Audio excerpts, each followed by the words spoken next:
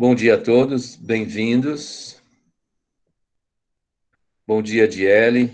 O pessoal, à medida que o pessoal for chegando, eu vou tentando dar os bons dias, e aí vocês vão já sentir aí como é que está o som de vocês, né?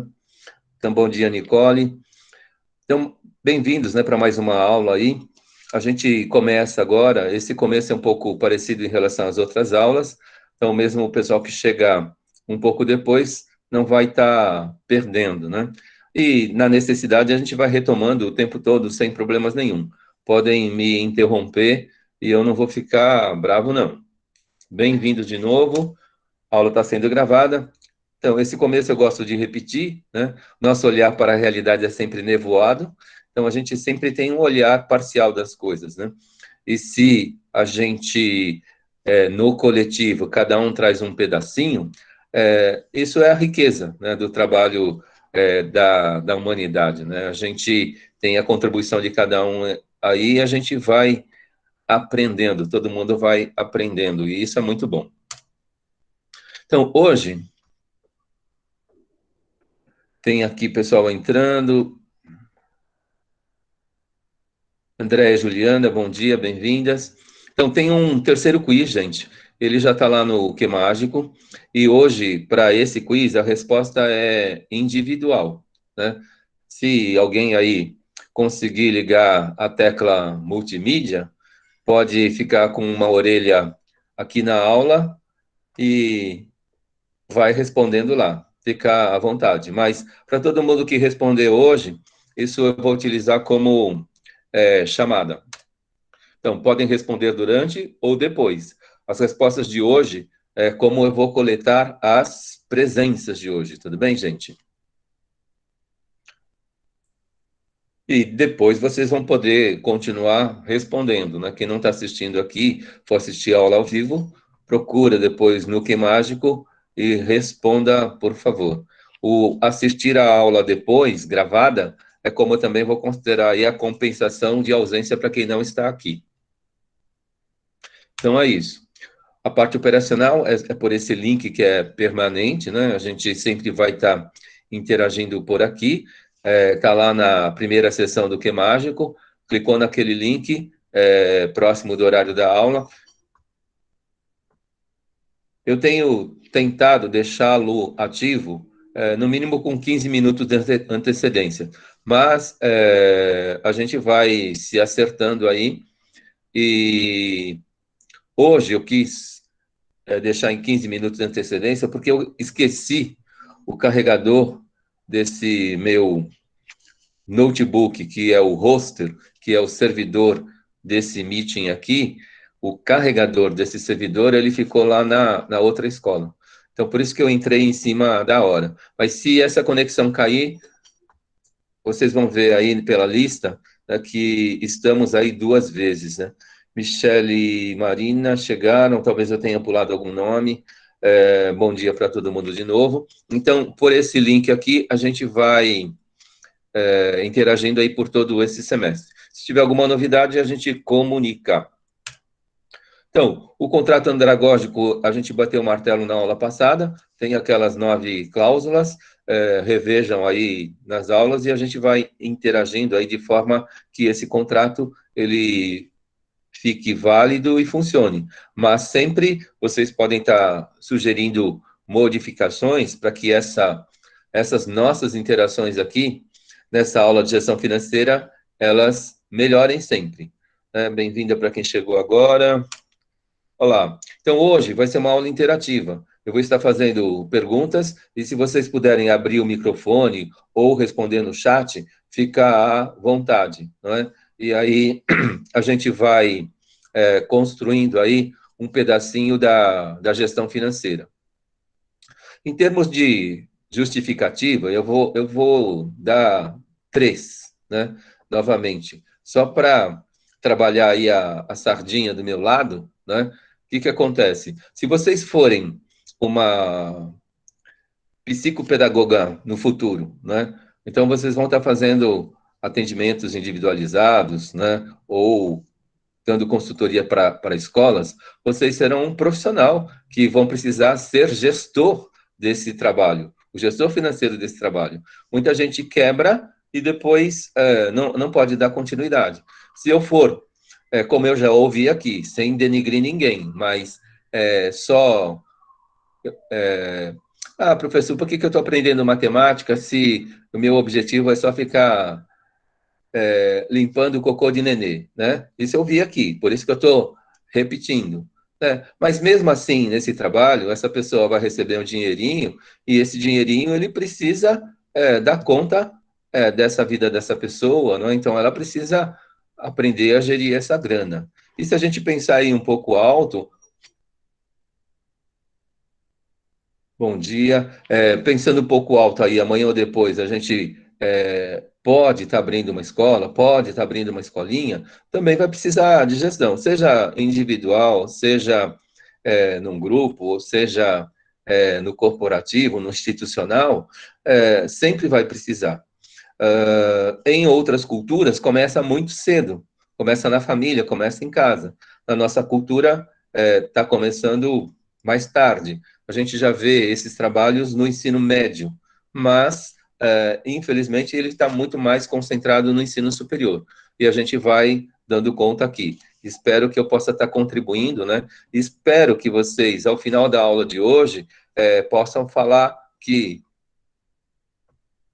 aprenderam mais um pouquinho. O foco é aprender, aprender e aprender sempre.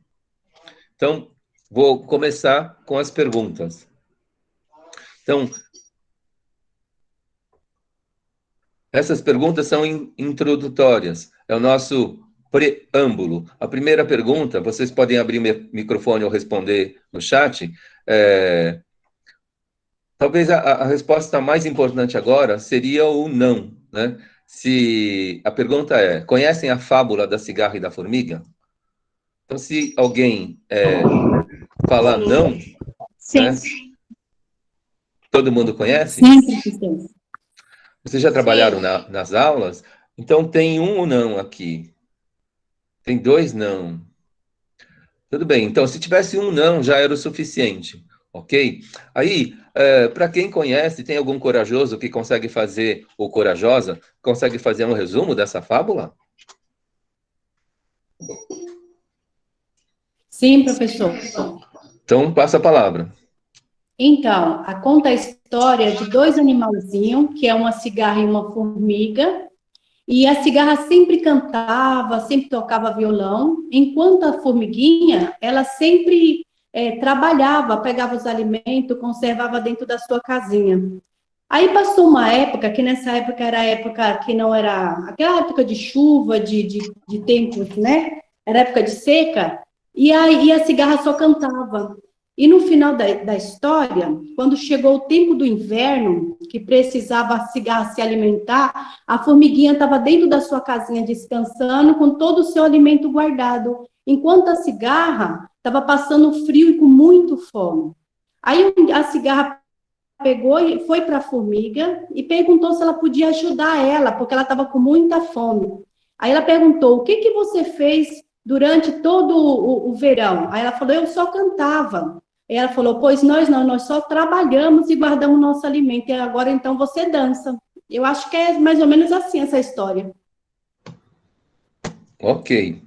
Então, é dessa versão da história que eu gosto, gente, não é?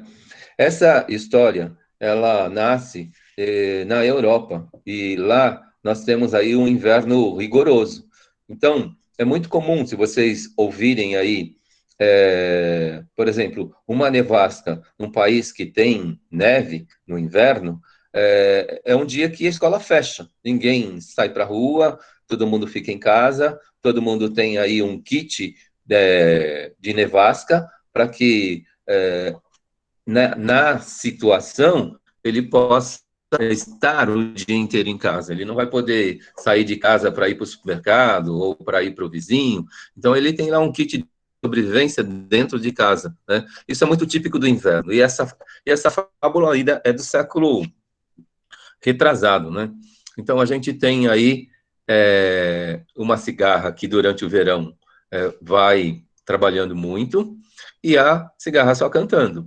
E depois, quando chega o inverno, que é rigoroso, então a formiga, ela tem lá o seu alimento e ela pode continuar sobrevivendo durante o inverno. E o que acontece? A cigarra, ela que ficou o verão todo cantando, no inverno ela começa a passar dificuldade.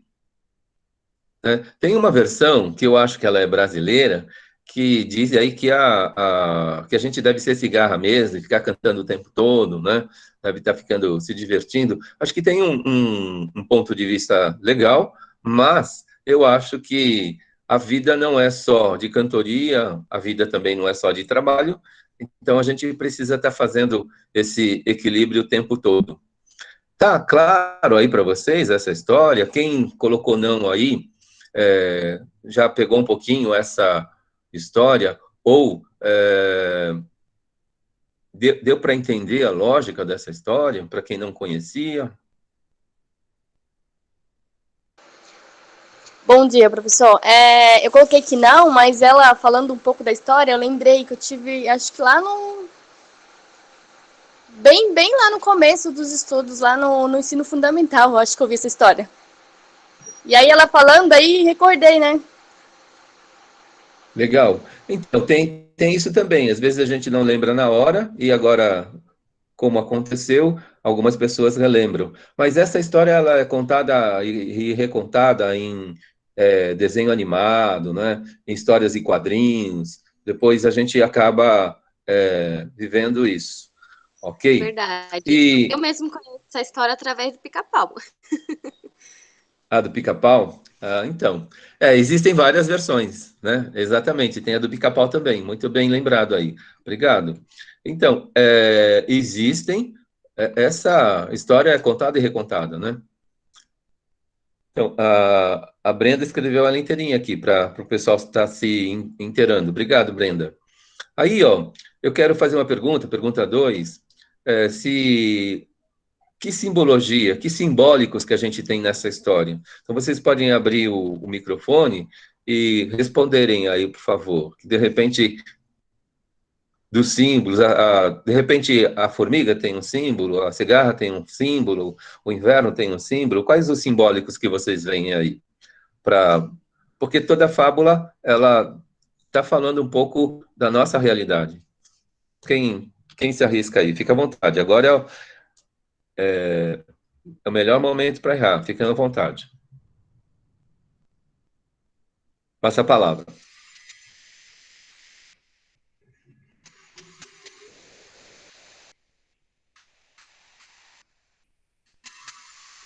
Oi, Oi, professor. professor.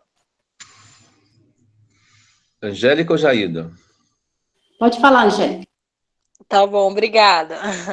Então, é assim, professor, eu acho que o que o senhor acabou de passar para a gente, como o senhor estava dizendo também, que ambos, a gente tem que fazer o ambos, né? Os dois. Né? A gente tem que viver sim, a gente tem que aproveitar a vida sim, mas tudo tem também, né, seu limite. Entendeu? Então a gente tem que viver, a gente tem que se esforçar, a gente tem que trabalhar, né? Porque se a gente também não trabalhar, a gente não vive, né? Então como é que fica? Então a gente tem que fazer os dois, os ambos. Ok. Tá bom. Jailda? Então, professor, nos mostra a formiguinha e tanto a cigarra, nos mostra o ser humano, né, como nós somos. Muitas das vezes, ele gosta como é falar, da sua vida, não do conforto, mas muitas das vezes ele acaba se deixando perder tudo, não está nem aí, enquanto o outro só trabalha e guarda. É como que o senhor falou, né, que a gente temos que equilibrar as duas coisas, né? Tanto temos que ter um momento nosso como é que fala? De liberdade, de descansar, e ao mesmo tempo também guardar, ter sabedoria para guardar, para ter um plano B, né? Para lá na frente a gente poder usar aquilo lá. Acho que é igualzinha esses dois animalzinhos, a formiguinha e a cigarra, né? Ok, Jailda. Passamos a palavra. Vamos lá, mais algum corajoso aí, por favor. Professor, desculpa, tem que cortar a aula do senhor, mas é que tem uma aluna que tá querendo entrar, mas não tá conseguindo. Ela falou que Quem, manda solicitação, mas não é aceita, a Júlia. Então, da Júlia não tem vindo. Não veio a Júlia nenhuma vez. Ela está tentando pelo que mágico? Será? Isso. Será que se alguém mandar o link, copiar o link e grudar no grupo, será que ela não consegue entrar? Uma tentativa? Vou mandar para ela, só um instante. E é Por como favor. diz aqueles ditados, né, professor? Há tempo de cantar, há tempo de chorar, há tempo de trabalhar. Acho que tudo é fase. Tudo tem seu exato tempo e momento, né? Ah, legal, Sabrina. Isso daí é bíblico, viu, Sabrina? Sim, Eu tenho dúvida tem um se pouco é de do medo. Eclesiástico ou do Eclesiastes, mas é uma passagem muito legal. É, E é isso mesmo, tem tempo para tudo, né? E a gente precisa dedicar esses tempos certos para cada uma das coisas, né? exato. Lendo essa passagem aí. Tempo de colher, tempo de plantar e assim por diante. É Eclesiastes 3, professor. Opa, obrigado, Jailda. Eu não sei decorar muito bem essa parte aí, mas legal. Tá vendo, ó, como o nosso olhar aí, ele se amplia com vários olhos de todo mundo contribuindo. Então, gente, ó, pergunta 3. Vocês podem voltar, se quiserem, mas eu já estou vendo aqui a participação da Brenda, ela também está lá. Juliana, é a Juliana que estava tentando entrar? Ah, não, a Júlia, né? Tá, a Juliana entrou e a Juliana entrou. Bem-vinda, bom dia. Ainda bem que deu certo. Então, a Brenda, ela colocou, moral da história, quem trabalha e guarda sempre terá, e quem apenas se diverte e não guarda nada, quando precisar, não vai ter. Então, alguém pensou dizem, né, que toda fábula tem uma moral. E se a gente falar assim, qual é a moral, né, dessa fábula da cigarra e da formiga? O que vocês acham que seria? Tem essa participação já da Brenda no chat. É a pessoa ser tanto sábio e também, ao mesmo tempo, ser independente, professor. Sabedoria e independência. E Ok. paciente, e paciente, né? Porque a formiga, ela batalhou, batalhou, batalhou, mesmo cansada, mas quando ela foi paciente, né? Quando chegou no inverno, ela estava tranquila, e aproveitando o trabalho dela, o esforço físico. Eu me lembro também que, se eu não me engano, tem uma parte que ainda a cigarra meio que zomba, né, da formiga, porque ela passa e cansa e ela não ajuda, né, a formiga a carregar as coisas, enfim, e fica zombando ali, cantando e tal. E quando ela menos espera, ela também vai ter que precisar da ajuda da formiga, né? Então acho que aí a gente tem que ver, vamos supor, como se fosse uma empatia, né? Olhar o próximo, ver se está precisando de algo, de ajuda, ao invés de ficar zombando. A cigarra só quis cantar e cantar, e quando ela viu, ela também estava num momento difícil, que era onde a formiga se encontrava também. Mas é aquilo, né? A formiga batalhou e tudo mais. Também a Ok. questão Então, do preparo, fala, Samuel. no caso do o preparo da formiga, o esforço da formiga, a paciência, e isso nós traz para a vida, né? Um exemplo é nós acordamos todos os dias cedo, chegamos tarde em casa, não tem um momento ali para tirar o nosso lazer naquele momento ósseo, e o nosso momento ósseo é mais para o repouso, para o descanso. Mas sabemos que no final do mês nós tem a nossa recompensa, que seria, no caso, o nosso salário. Aí você vê tantos jovens, tantas pessoas aleatórias que, trabalhar para quê? Eu fica fazendo esses bico pingado e acaba ficando sem dinheiro, no caso, né? Então, é até mesmo uma lição de moral para nós mesmos, que quando você trabalha, quando você conquista, você tem. Quando você vive uma vida aleatoriamente, acaba você não tendo nada, sem perspectiva, sem nada. E essa é a lição que traz, né? E o legal é que, da mesma forma que a cigarra ela errou, a formiga, indiretamente, ela já ensina, porque no próximo ano, ela já ensina que ela precisa ter esse momento de trabalho, esse momento de trabalho, né, para ela poder conquistar, né, também. Ok. Gente, ó, eu vou só colocar mais lenha nessa fogueira, né? Aí em cima do que o Samuel Professor. falou, não estou falando de certo ou errado, mas, por exemplo,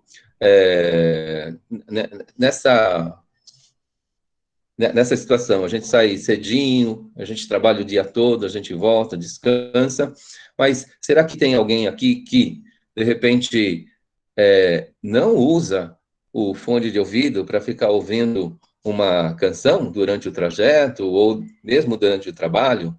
Será que consegue?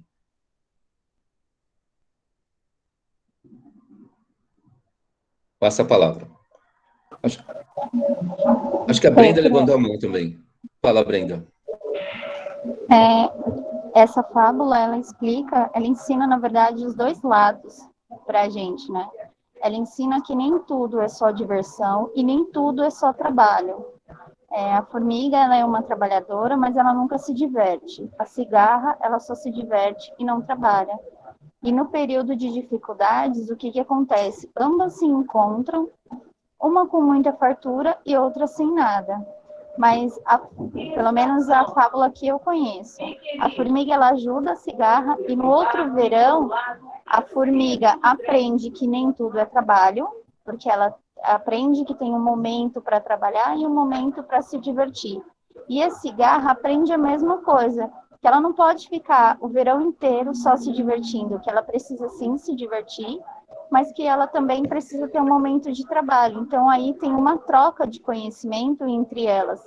E, de certa forma, hoje, isso que nós estamos fazendo aqui é uma troca de conhecimento, é uma troca de experiências, onde um aprende com o ponto de vista do outro. Então, se a gente for parar para observar essa fábula, a gente faz isso todos os dias, onde cada um de nós aprende tanto com os colegas quanto com os professores que nos dão aula.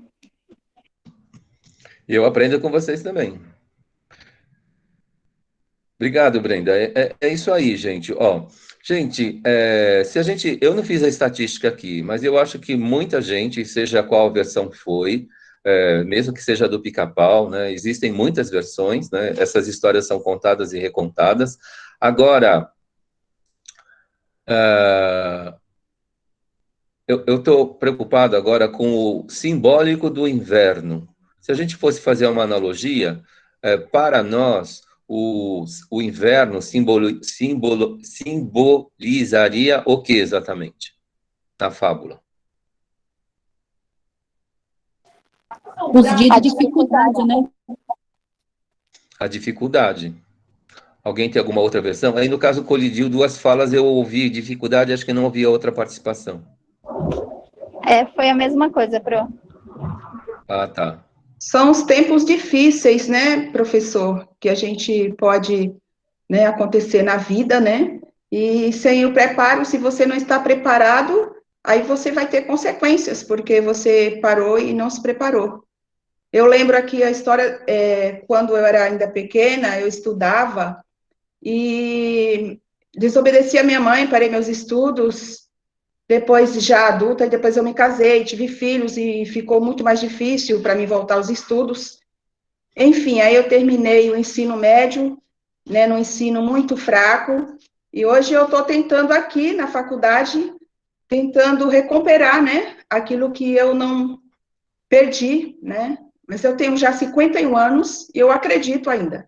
Então, foi a falta de preparo, porque hoje já poderia estar bem melhor em conhecimento, em preparo até para uma vaga de emprego, né? Então, eu perdi toda essa oportunidade. Ok. Na verdade, você teve outros aprendizados, né, Francisca?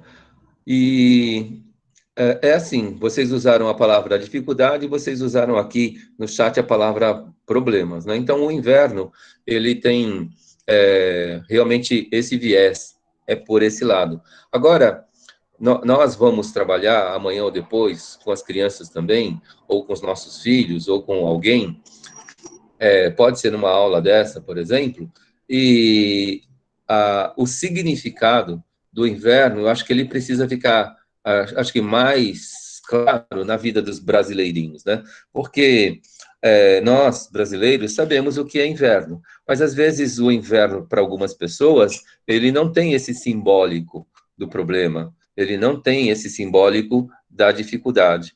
E aí, seja na leitura, na reflexão, no contar, no recontar, acho que a gente precisa tentar trabalhar esses elementos todos, né? Porque, querendo ou não, as dificuldades elas vão aparecer, os problemas vão aparecer. O Game of Thrones, né? The Winter is Come, né? O inverno vem vindo, né? E depois o inverno chegou, e depois o inverno chega, a gente não sabe qual é o tamanho dessa invernada. Cada ano pode ser um inverno diferente. Nossa, esse inverno foi brando, que legal, mas foi um inverno, né? Para quem é agricultor, isso fica muito claro, né? Que é mais difícil plantar, colher, né? No tempo de inverno. Então, isso tudo precisa ser, na minha opinião, refletido. E eu acho que, para o nosso trabalho aqui da gestão financeira, é algo que precisa ser refletido, pensado e incorporado. Vou virar a página aqui, gente. Se alguém quiser trazer algum outro elemento. Virando. Depois vocês podem falar. Então, gente, ó, não é uma receita. Se vocês olharem os diversos autores, a gente está se baseando aqui no nosso referencial pelo Mauro Halfeld, né? E eu posso estar citando outros autores também. Mas eu posso até me citar. Mas a gente vai construindo. Então, seja por qual orientação for, é bom que a gente tenha alguma, e é bom que a gente vá direcionando isso, e a gente vai construindo aquilo que é de cada um. Então, a própria identidade, ela é de cada um. Quando eu falei na aula passada lá sobre o trabalho com porcentagem, o que acontece? Na minha pesquisa, são 18 caminhos para chegar aí nos resultados da porcentagem. E cada autor gosta de um jeito. E se a gente pensar, talvez tenham até mais. Eu, durante um recorte de pesquisa, que foi mais ou menos um ano, eu encontrei 18 caminhos. E cada um de nós aí vai descobrindo um jeito de fazer, ok? E para a gestão financeira de cada um de nós, é necessário que isso ocorra. Se vocês estão sentindo que o dinheiro está curto, que o cobertor está curto, então significa que a gestão financeira ela precisa ser remodelada para que essa situação ela se melhore aí na vida de cada um. Que ela melhore, né, na vida de cada um. Então, virando a página aqui. Então, primeiro passo que a gente vai estar trabalhando hoje, em cima desse preâmbulo que foi feito através da fábula, né? O primeiro passo, que eu já cheguei a comentar em aulas passadas, é constituir o capital de reserva. Tudo bem? É isso que a gente vai tentar refletir hoje. E cada um aí vai descobrir, assim, como o capital de reserva precisa ser feito. E como será feito, cada um de vocês aí estabeleçam as suas metas particulares, suas metas pessoais. Virando a página aqui. Então, falei que é uma aula interativa e capital de reserva, um dinheirinho que a gente guarda, né? Alguém chuta, esse valor ele tem que ser quanto?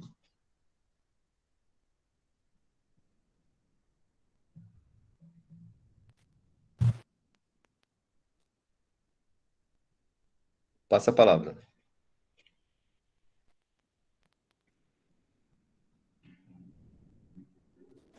Depende o que nós iremos fazer, né, professor? Se for para um tempo da nossa vida, vamos supor, se a gente guardar um dinheiro para lá na frente, quando nós tiver mais de idade mais avançada, para ter um bom conforto, a gente tem que guardar um bom dinheiro. Então, tipo, depende do valor que nós queremos guardar, né, cada um.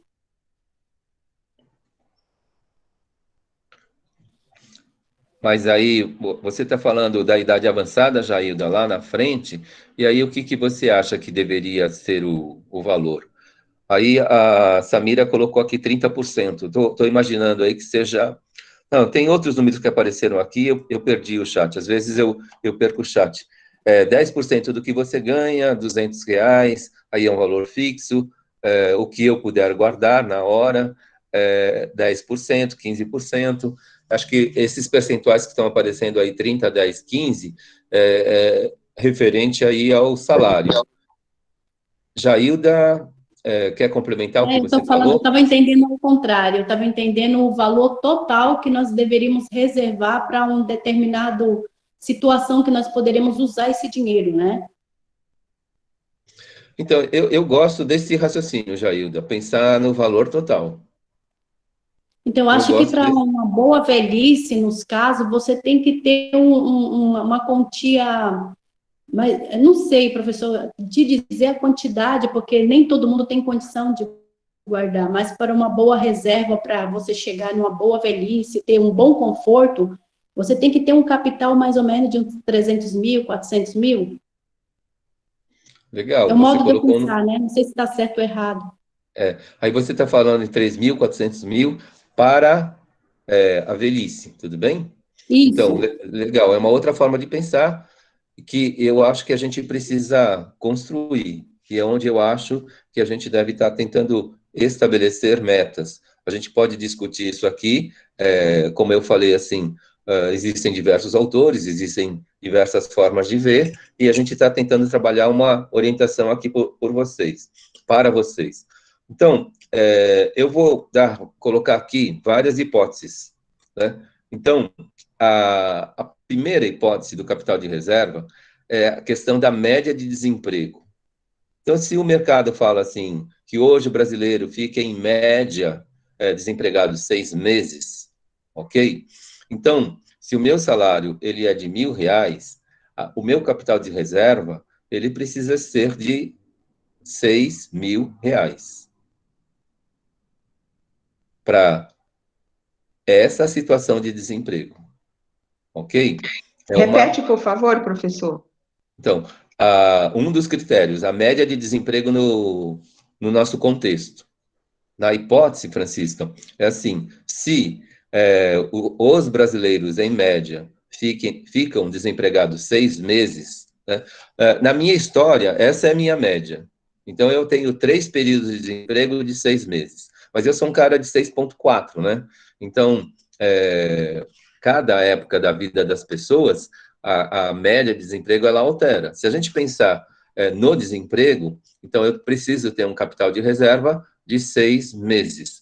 Então, se o meu salário é R$ 1.000, então eu teria que ter na minha reserva R$ 6.000. Porque enquanto eu estou procurando emprego, eu não estou muito preocupado, porque eu tenho uma reserva que vai me manter por 6 meses. Então, eu procuro o emprego sem aquela pressão. Não, eu vou pegar a primeira coisa que aparecer, porque eu preciso me manter, né? Então, a gente precisa constituir essa reserva. Essa é a primeira hipótese. Então, vocês podem incorporar essa ideia no plano de vocês, ou não, né? Segunda hipótese, a média de uma crise. No terceiro ponto aqui, a gente tem aí a realidade da pandemia. Mas se a gente fala de uma crise sazonal, no Brasil, no contexto do Brasil, as crises elas acontecem toda vez que temos um problema de commodities, né? O Brasil, a base da economia brasileira é commodities, essa economia básica. Então, a gente vende alimento, né?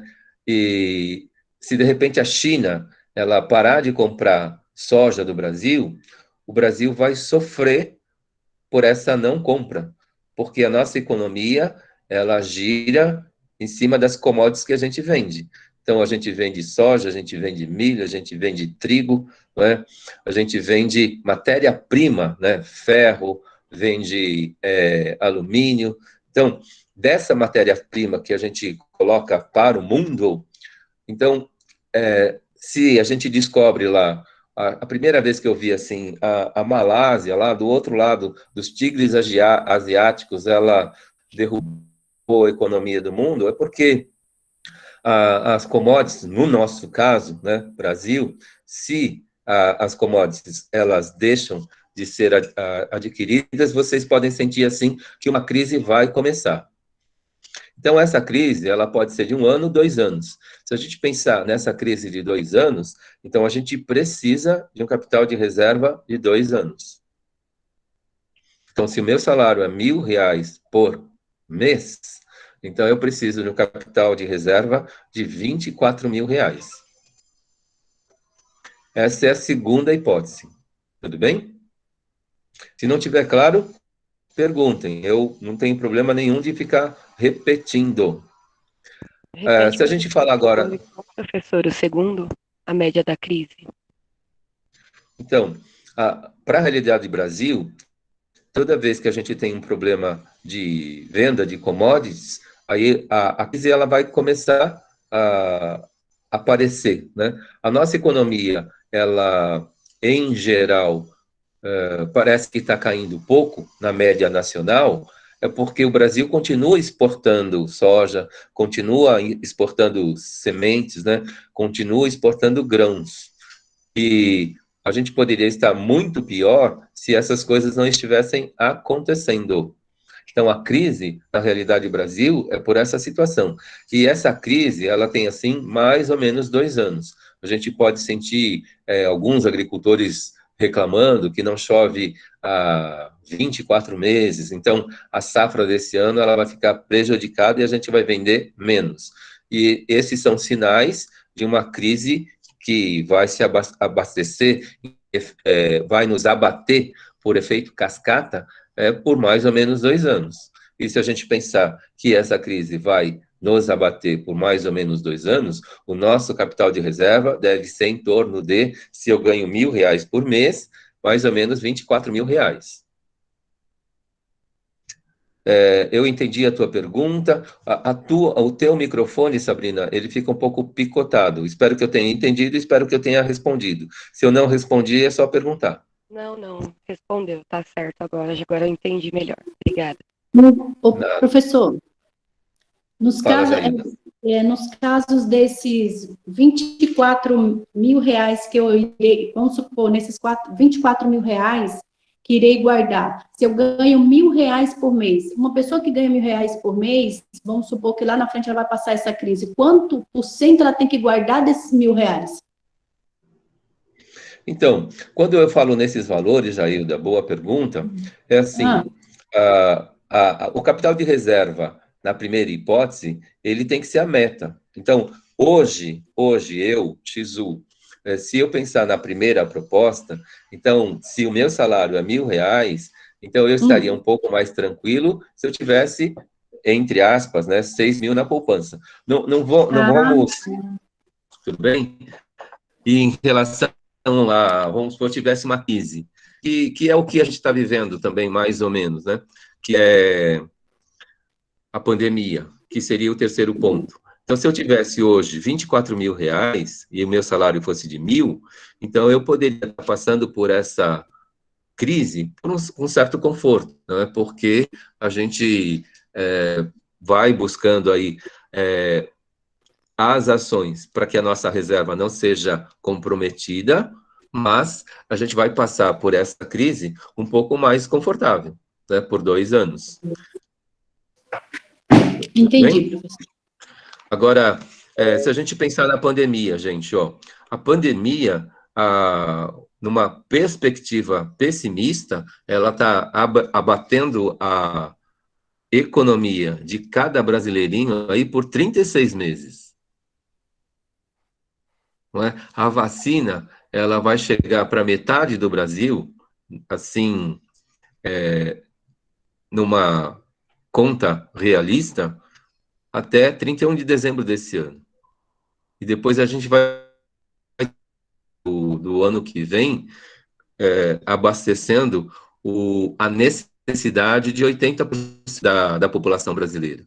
Aí, o que acontece? A gente vai ter muita dificuldade ainda por mais 6 meses, depois as coisas começam a se regularizar. Se a gente pensar em 3 anos, se eu tenho agora 36 salários guardados, então eu posso estar enfrentando essa situação de pandemia com mais tranquilidade, porque eu consegui constituir um capital de reserva que vai me dar essa sobrevida por todo esse tempo de crise.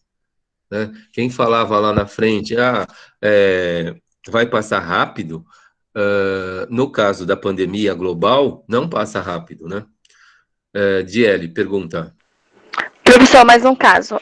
Eu não tenho nenhuma economia guardada e aí eu recebo R$ 1.000. Desses R$ 1.000, eu preciso tirar para me poder guardar caso aconteça futuramente algum desses problemas. Quanto que eu teria que tirar desses R$ 1.000 para eu estar guardando?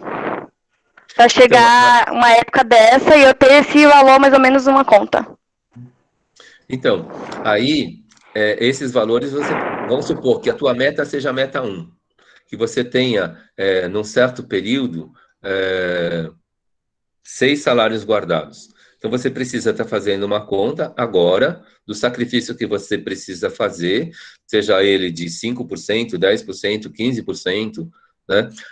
Por exemplo, para quem está na casa de um pai, de uma mãe, às vezes, investir num aluguel não vale a pena. É melhor continuar na casa do pai e da mãe, e vocês vão conseguir guardar muito mais. Talvez nessa realidade, um estudante que mora com o pai e com a mãe, ele pode guardar 50%. Ele vai guardando, agora, e ele precisa constituir esses 6 meses de reserva, Diane. Entendi. E se eu não tenho, porque nesse caso aí a pessoa já tem uma reserva. E ele tira. Vamos supor que ninguém de vocês aí tem reserva. Então, se vocês não têm reserva, o que acontece? A reserva precisa ser uma meta. Aí no plano de vocês, que meta que vocês vão colocar? Ter o valor de 6 meses de desemprego, ter o valor de 2 anos de crise, ter o valor de 3 anos de pandemia. Então, vamos supor que agora eu não tenho nada, e a pandemia ela vai terminar no final do ano que vem. Então, hoje a gente tem 10 meses pela frente, mais 12 meses do ano que vem. Então, eu teria que ter uma reserva aí, como meta, de 22 meses, mais ou menos. E aí a gente vai guardando para que quando esse, entre aspas, inverno chegar, eu esteja preparado. Então, aí a meta é de cada um. Um exemplo é assim, professor. Hoje eu estou desempregado, meu salário era equivalente a R$ 1.000. Eu guardando 10% desses R$ 1.000 num período de 2 anos e 6 meses, que seria equivalente a 30 meses, guardando 10% desses 30 meses, é equivalente a 6.000, que se torna 6 salários numa crise de 6 meses. Aí seriam 60 meses, viu, Samuel? 60 meses. Não, perdão, 20% no caso. Ah, tá. E passa para 30 meses. Isso. Que seria um equivalente a 2 anos e 6 meses, guardando esse valor de essa porcentagem em cima do meu salário de 20%. Perfeito. Que aí ficaria gente, 6 meses sem preocupação. Okay. Sim, essa é uma conta. Né? Cada um deve estar tentando fazer a sua. Né? Angélica Brant, pode perguntar.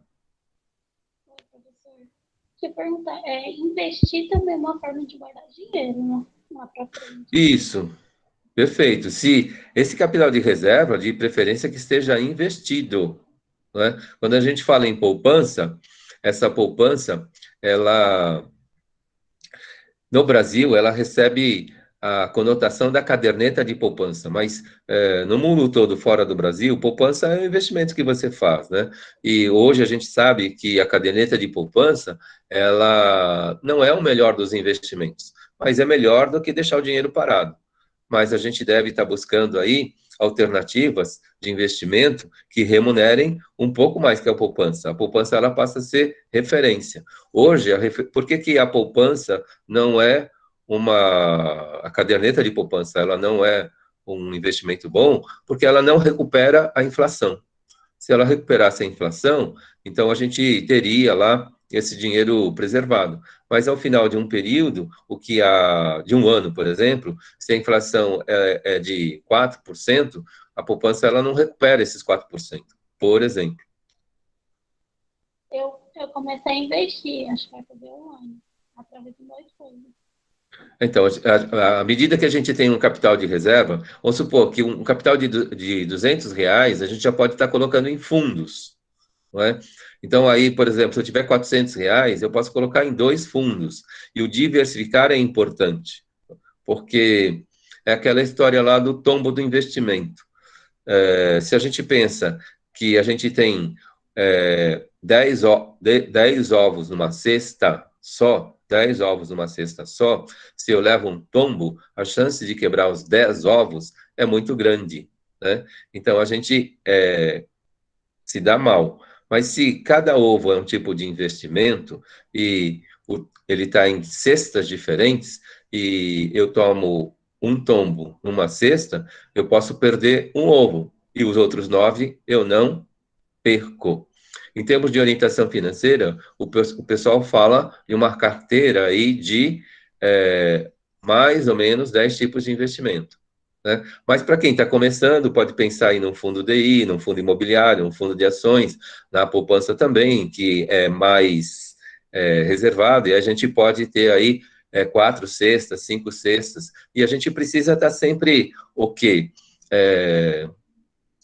Pesquisando para verificar quais são as tendências, né? Há 2 anos atrás, antes da pandemia, o pessoal falava em fundos de longo prazo que estavam remunerando bem. E hoje, na pandemia, essa conversa já mudou. E o pessoal está arriscando mais, porque esses fundos de longo prazo também estão remunerando pouco. Então, daí, a gente precisa estar estudando e, de repente, arriscar um pouco, agora vale a pena. A Diele não abaixou a mão ou tem outra pergunta? Ai, não, desculpa, não baixei a mão. Ok. Eu não estou acompanhando o chat aqui, deixa eu ver. O senhor acha que vale a pena investir em ações? Então, as ações é um investimento de alto risco. Então, vale a pena sim se a gente estuda direito e sabe, né? Por exemplo, eu tenho uma parte dos meus investimentos em ações, mas eu sempre entro porque eu tenho capital de reserva, quando a bolsa despenca, é a hora de entrar, né? E depois, se a gente tem reserva, a gente tem fôlego. E aí a gente pode aguardar o momento dela subir. E quando ela sobe, aí a gente retira aquele dinheiro de lá e a gente ganha, né? Então, essa é uma forma de trabalhar, né? Então, a poupança, ela não faz o que a inflação nos agride, a poupança não recupera. Então, a atual lei de poupança no Brasil, ela tem essa cara, né? Tem Francione, igual a pirâmide, tem que saber certinho onde investir, né? A pirâmide não é investimento. A pirâmide, por que ela não é um investimento? Porque só ajuda para quem entra primeiro. Quem entra depois quebra a cara. Então é complicado. E a gente nunca sabe qual é o momento da pirâmide que, de repente, a gente entrou, né? Se a gente entrou na pirâmide no momento que pode ser o começo, talvez, alguém nos venda a ilusão que a gente está entrando no começo, aí talvez a gente ganhe. Mas se, na verdade, a gente é aquele que entra depois, que geralmente é a maioria, esse que o pessoal lá na frente vai estar ganhando, aí esse pessoal que entrou depois só quebra a cara, só perde. Tudo bem? Gente, ó, o referencial bíblico, né, é uma outra referência, que é a passagem das vacas gordas e a passagem das vacas magras, né, que é uma outra referência. Então, no sonho de José, ou do faraó, que José interpreta, é assim, são 7 anos de muita opulência, muita grana entrando, não é? Não é porque essa grana toda está entrando que a gente deve estar o quê? Fazendo como a cigarra, esbanjando esse dinheiro aí por 7 anos. E depois as vacas magras vêm, quando elas vêm, elas engolem as vacas gordas, né? A crise, ela faz isso, ela engole, ela como que é? Acaba com a opulência, né? A crise tem esse poder. E a gente, sabendo dessas coisas, sabendo desses sinais, a gente precisa se precaver. Agora, o que o brasileiro faz, né? Nós fazemos. A gente recebe um aumento de salário, o que a gente faz? A gente aumenta a despesa. Primeira coisa que a gente faz é aumentar a despesa. Gente, a gente tem que fazer o quê? Aumentar reserva. Aumentar reserva. Então, isso é importante. Então, a história do referencial bíblico, pensa nos 7 anos, é uma outra meta que vocês podem estabelecer. 6 meses, crise, 2 anos, pandemia, 3 anos, referencial bíblico, 7 anos, é o metas que vocês devem estabelecer.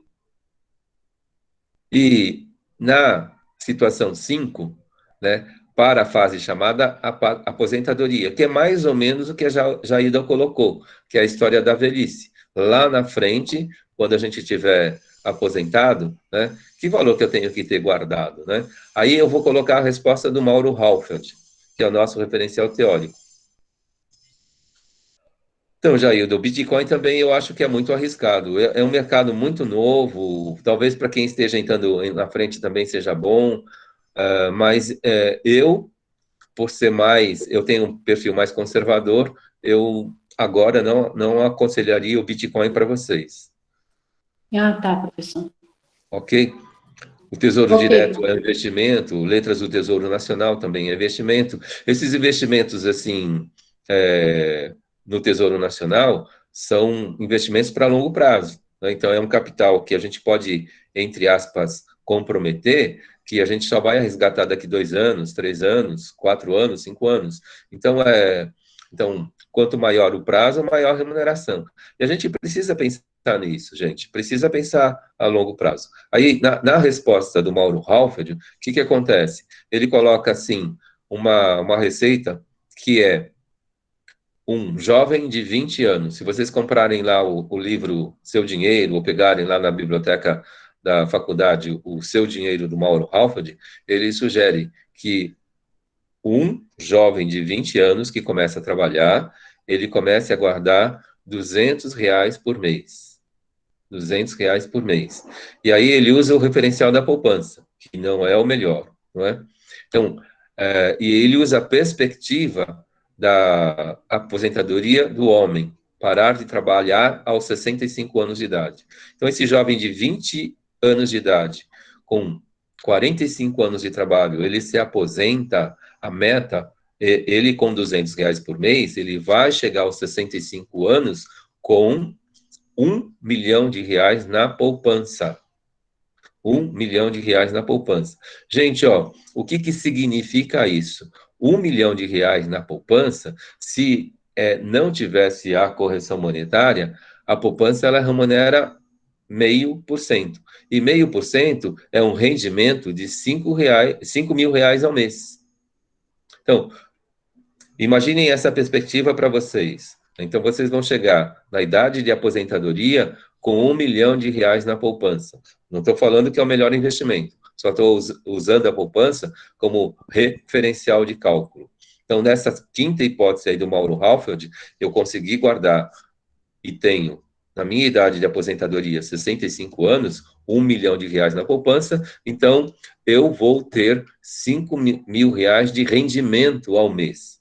E aí, cada um de vocês precisa estar fazendo a conta. R$ 5 mil por mês, para a minha realidade, isso mantém a minha qualidade de vida? Esses R$ 5 mil, ele é aquém da minha qualidade de vida? Né? Então, vejam que como essa conta, ela não é assim... Não tem um padrão. Cada um de vocês aí sonha com uma qualidade de vida. Se para essa qualidade de vida que vocês querem, ao final dos 65 anos de idade, o que acontece? Será que R$ 5 mil por mês de rendimento da poupança é o suficiente? Então, se for o suficiente, então estabeleçam essa meta de chegar na idade de aposentadoria com R$ 1 milhão. Gente, a boa notícia é o seguinte, é essa história da diversidade. Então, a pior hipótese é a poupança. Ela não é a melhor, mas ela remunera. E vocês podem na diversidade, na diversificação, nos riscos que vocês assumirem, fazer com que essa meta seja abreviada. Vocês podem chegar com a diversificação no 1 milhão um pouco antes, além dos 65 anos, que é a referência que o Mauro Halford coloca. Aquelas pessoas que acertam nos investimentos, elas podem acelerar isso, né? Aí, por exemplo, esse que, com 5 anos de trabalho, ele é promovido, recebe um aumento, e ele está pensando na reserva, o que acontece? Ele também pode abreviar. Se a gente faz uma conta por ano e o que o pessoal pensa na realidade do Brasil, o 13º salário é um dinheiro que eu recebo a mais e eu vou torrar, né? Na verdade, eu posso ser um dinheiro a mais que eu vou constituir reserva. Passa a palavra. Tchau, professor. Tchau, Timóteo. Tá? Depois não deixa de assistir aí o final da aula, tá?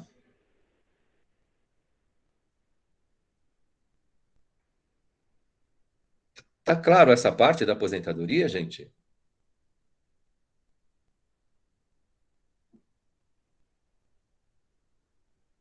Alguém quer perguntar algo?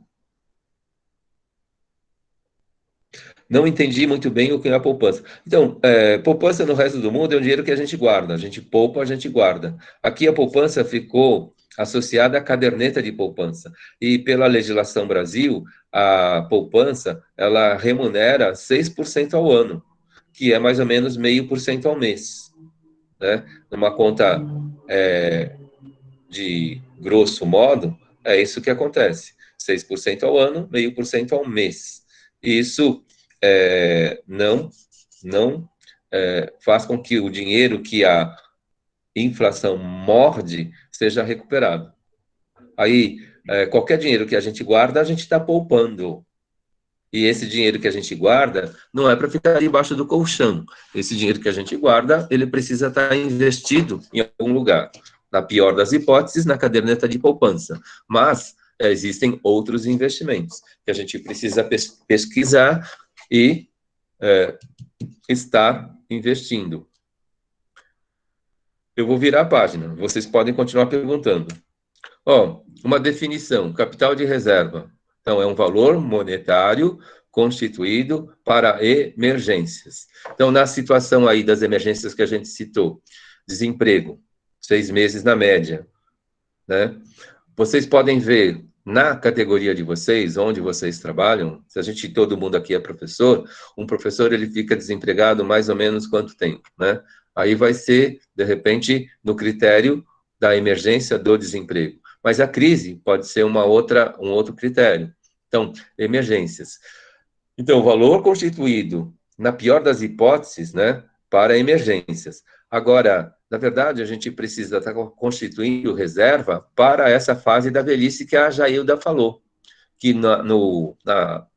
na proposta do Mauro Halford é chegar na idade de aposentadoria com R$1 milhão ao mês. Se a gente usa esse número redondo de 1 milhão, na perspectiva da poupança, a gente vai ter o quê? Um rendimento de 5 mil, né? Então, uma pessoa com 65 anos, ela se aposenta e ela é um homem, ela tem mais 11 anos de vida. Que esses 11 anos de vida sejam anos com qualidade. Será que com 5 mil reais de rendimento por mês, depois da aposentadoria, né, nessa gestão financeira pessoal, é o suficiente, né? E cada um de vocês deve estar, no plano de vocês, colocando a meta que vocês querem. Então, os bancos, corretoras, eles são intermediários, né? E eles cobram taxas de administração. Vocês, num outro ponto de vista, assim, eu posso comprar ações de um banco, né? Então, a gente passa a ser um cotista do banco. E a gente também é uma outra forma de investir. Então, repetindo aqui a definição, valor monetário constituído para emergências na pior das hipóteses, ou o valor que, uma vez constituído, servirá para a chamada fase de aposentadoria, seja vivida de forma tranquila, sem que não tenhamos prejuízo na qualidade de vida. A meta de qualidade de vida ela é pessoal para cada um de vocês aí. E para que vocês tenham essa qualidade de vida sonhada, então o rendimento de qualquer investimento, vamos supor, estou conseguindo 5 mil reais, então qual é o valor que a gente deve ter investido para que, na idade de aposentadoria, em 5 mil reais. Isso tudo é referência, e tudo isso é muito pessoal, não é? Porque a qualidade de vida que cada um quer, cada um deve estar estabelecendo.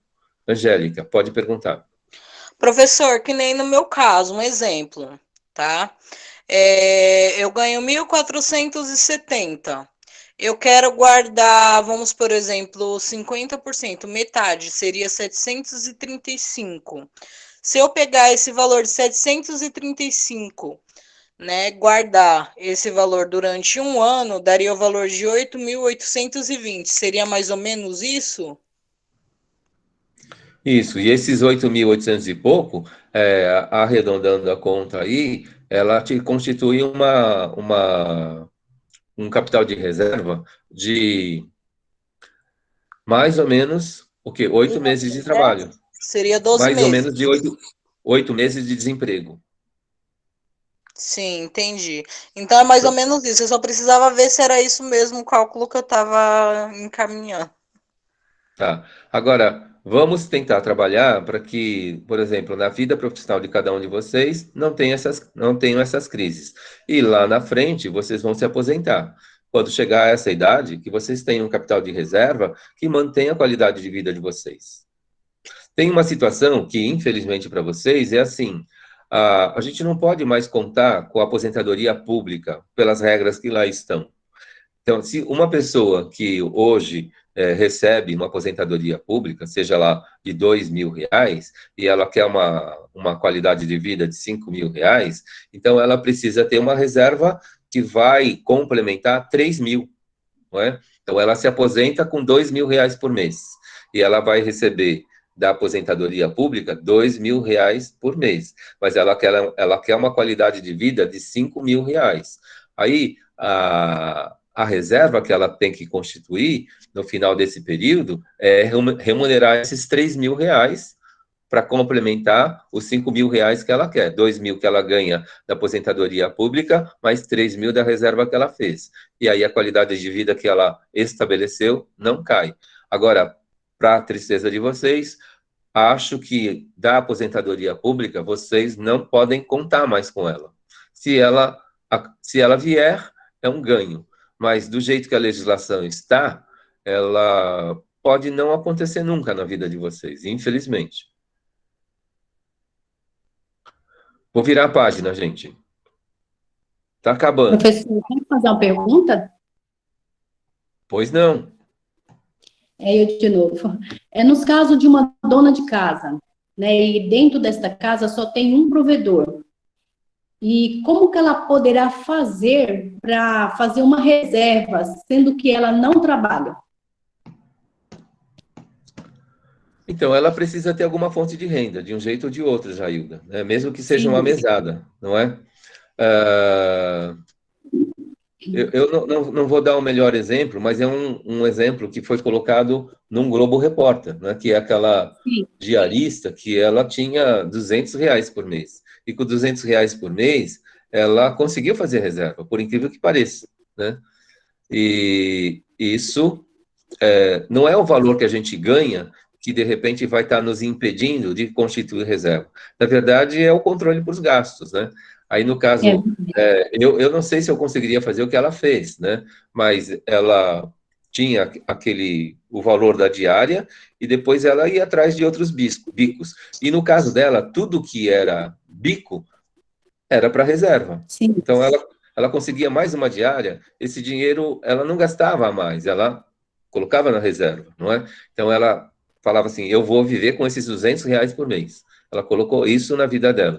E depois, por exemplo, na feira, eu não sei se eu faria isso, mas ela não gastava o dinheiro com a feira, mas ela fazia. Ela ficava catando as coisas no chão de feira, não é? E tinha aí também a bondade, a doação de alguns que viam ela fazendo aquele trabalho, ela recebia folhas, ela recebia restos, e ela, assim, frutas, verduras, ela vivia dessa forma, né? E a base de proteína dela era ovo, né? Então, ela ficava comendo ovo de um monte de formas, né?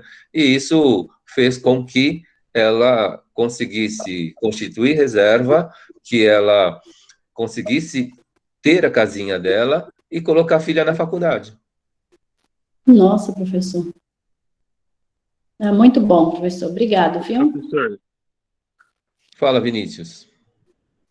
assim, você disse a questão de, eu não sei se eu faria isso, né? Eu penso da mesma forma, mas isso depende muito da condição da pessoa e do objetivo dela. Eu Sim, acredito, igual você falou, em questão, né, de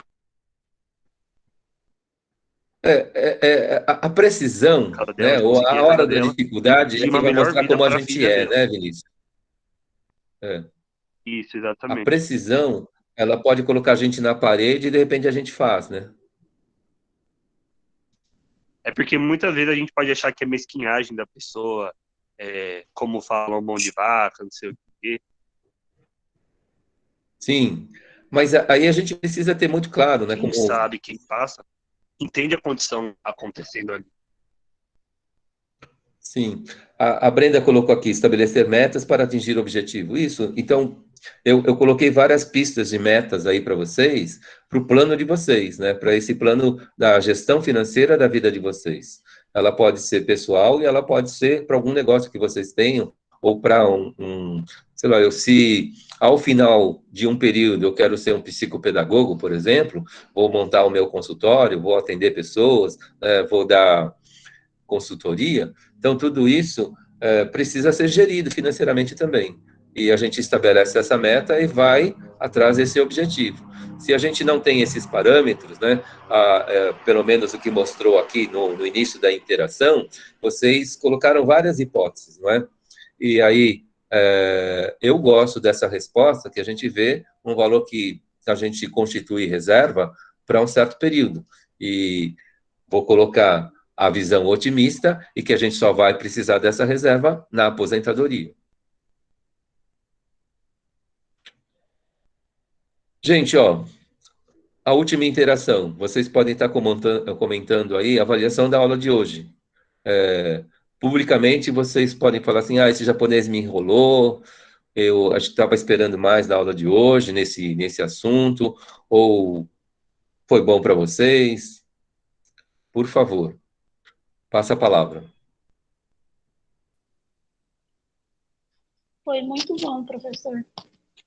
Aprendi bastante. Que bom. Nossa, aprendi muito, viu, professor? Achei muito boa essa aula, tanto para, como é que fala, do desenvolvimento pessoal, e como nós pensar amplamente, né, em tudo aquilo que a gente faz, né? Que legal. Para mim também achei ótimo, excelente, aprender mais, porque vai entrando na nossa mente, né, o que a gente tem que se conscientizar, começar a agir um pouco. Que bom.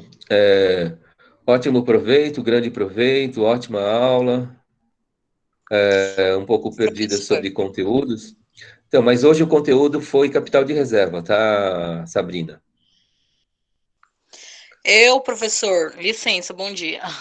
Bom Eu dia. ainda fico meio perdida, professor, porque assim, eu sou péssima em matemática. Então eu me perco também um pouco em questão de cálculo, esses negócios assim, entendeu? Por isso que eu tirei aquela dúvida aquela hora com o senhor. Ok. Tem duas continhas que vocês vão fazer ali no quiz que eu passei, né? E vocês vão ver que é uma matemática necessária, né? E isso vai ajudar vocês se organizarem aí para as metas de vocês. E a gente está aqui para aprender, e a gente vai se ajudando, né? Espero que esteja ajudando mesmo, né? E podem criticar, e a ideia é que a gente tenha um trabalho melhor aí no próximo passo, né? Então é isso, gente. Boa semana para vocês. Bom quiz aí. Angélica, por favor, publica lá no chat aqui, no grupo do Zap, né? Que tem essa atividade, que eles façam essa atividade e que eles vejam, né, essa aula gravada. Fala, Brenda. Primeiro, obrigado pela sua aula.